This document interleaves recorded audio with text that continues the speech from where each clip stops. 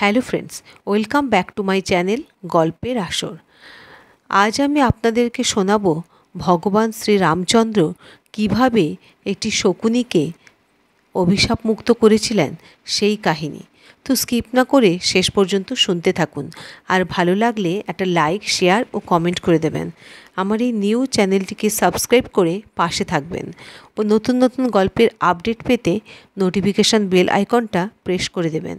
আপনাদের সাথে গল্পটি পাঠে আমি অনামিকা। তো চলুন শুনতে থাকুন। বিশেষ রাজকর্ম সম্পন্ন করার জন্য রাজা রাম অযোধ্যা ছেড়ে দক্ষিণ দেশে উপস্থিত হয়েছেন। কার্য সম্পন্ন করে যখন তিনি অযোধ্যা অভিমুখী, তখন তার স্মরণে এলো এই দক্ষিণ দেশেই ঋষি অগস্ত্যের আশ্রম।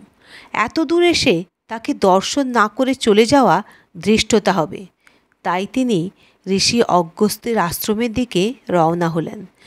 দিব্যরথে যেতে যেতে রামচন্দ্র একটি বৃক্ষের নিচে বিশ্রামের জন্য বসেছেন। এমন সময় শুনলেন সেই প্রাচীন বৃক্ষের একটি কোটরে এক পেঁচা ও একটি শকুনের মধ্যে তীব্র কলহ চলছে। শকুনি পেঁচানিকে বলছে, দেখো, আমার কোটর ত্যাগ করে চলে যাও, অন্যের বাসায় থাকতে তোমার লজ্জা করে না? পেঁচা তখন উত্তর দিচ্ছে, কতদিন ধরেই তো আমি এই কোটরে বাস করছি, এতদিন তুমি কোথায় ছিলে? এতদিন তো এটা তোমার বাসা কেউ বলেনি। আমি এই বৃক্ষে বাসা বেঁধেছি, এটা আমার বাসা, আমি কেন তা ছেড়ে যাব?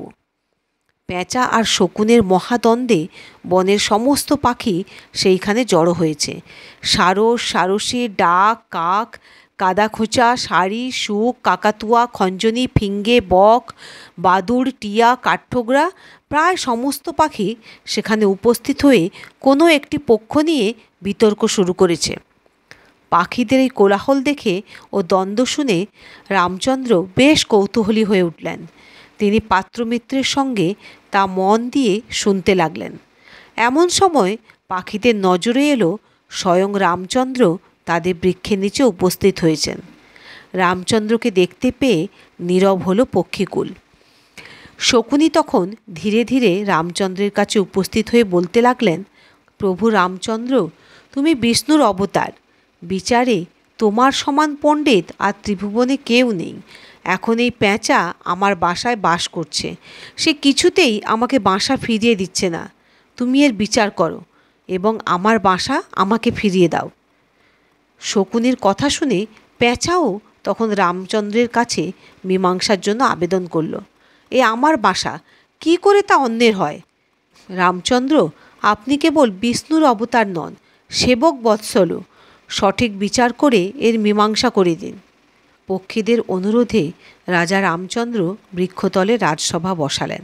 তার পাত্রমিত্রর সঙ্গে উপস্থিত রইলেন সর্বমান্য বশিষ্ঠ মুনি।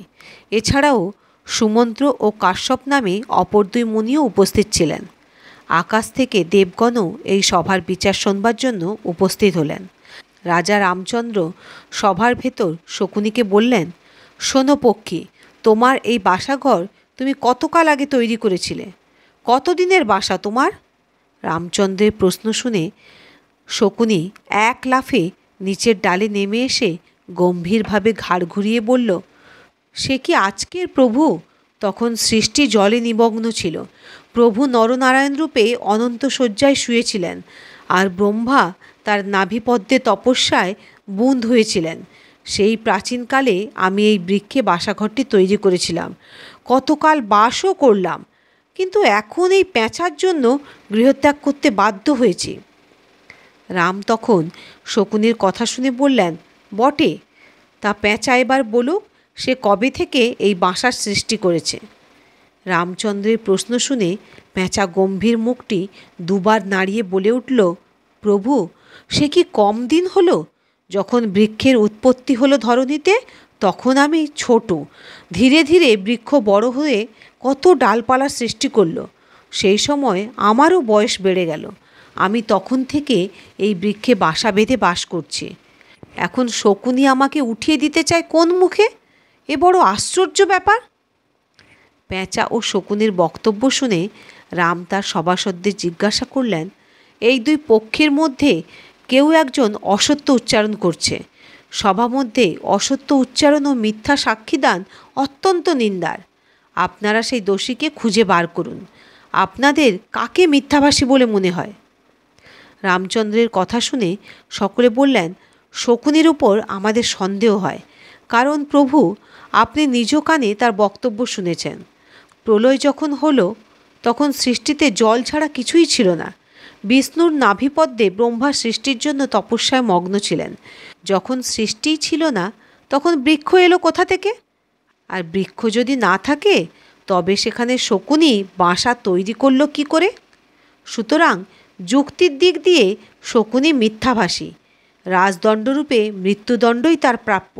শ্রীরামচন্দ্রের সভাসদগণ যখন এই সিদ্ধান্তে উপনীত হলেন তখন দেবগণ অলক্ষ্য থেকে রামচন্দ্রকে উদ্দেশ্য করে বলতে লাগলেন, হে রাম, এই শকুনি সাধারণ শকুনি নয়, একে বধ করো না, এ শাপগ্রস্ত, একে শাপমুক্ত করো। রামচন্দ্র বললেন, এ শাপগ্রস্ত হলো কি প্রকারে?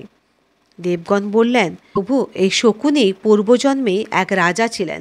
দান ধ্যানে তার খ্যাতি ছিল বিস্তর। প্রতিদিন ব্রাহ্মণদের অন্নদান করতেন। একদিন ভুলক্রমে এক ব্রাহ্মণকে প্রদত্ত অন্নের মধ্যে একটি চুল পড়ে যায়। অন্ন গ্রহণের সময় ব্রাহ্মণ সেই চুলটি দেখতে পেয়ে মহাক্রুদ্ধ হয়ে বলে ওঠেন, রাজা, আমি ব্রাহ্মণ, আমাকে মাংস ভক্ষণ করালি? তুই শকুনির মতো নোংরা কাজ করেছিস, তাই শকুনি হয়েই জন্মগ্রহণ কর। অনিচ্ছাকৃত ভুলের জন্য ব্রাহ্মণের পায়ে পড়ে অনেক কাঁদলেন রাজা। অবশেষে ব্রাহ্মণ তুষ্ট হয়ে তাকে বললেন, স্বয়ং নারায়ণ যখন অবতার হয়ে জন্মগ্রহণ করবেন তখন তার কৃপায় তুমি শাপমুক্ত হবে। হে রাম, এই সেই শাপগ্রস্ত রাজা, তাকে তুমি মুক্ত করো। দেবগণের অনুরোধে রামচন্দ্র শকুনিকে স্পর্শ দ্বারা শাপমুক্ত করলেন। স্পর্শমাত্র পক্ষীদেহ ত্যাগ করে অভিশপ্ত রাজা স্বর্গে গমন করলেন। তো শ্রোতা বন্ধুরা, রামচন্দ্রের এই কাহিনী আপনাদের কেমন লাগলো একটা কমেন্ট করে জানাবেন। Thanks for watching.